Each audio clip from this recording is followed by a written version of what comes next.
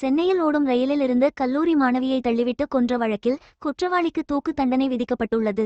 சென்னை பரங்கிமலை காவலர் குடியிருப்பில் வசித்த கல்லூரி மாணவி சத்யபிரியாவும் அதே குடியிருப்பில் வசித்த சதீஷ் என்பவரும் காதலித்து வந்தனர். இந்நிலையில் பெற்றோர் எதிர்ப்பால் சதீஷுடன் பேசுவதை சத்யபிரியா நிறுத்தியதாக கூறப்படுகிறது. இதனால் ஆத்திரமடைந்த சதீஷ் கடந்த 2022ஆம் ஆண்டு அக்டோபர் மாதம் 13ஆம் தேதி கல்லூரிக்கு செல்வதற்காக பரங்கிமலை ரயில் நிலையம் வந்த சத்யபிரியாவை ரயில் முன் தள்ளிவிட்டு சதீஷ் கொலை செய்தார். இந்த சம்பவம் பெரும் பரபரப்பை ஏற்படுத்தியது.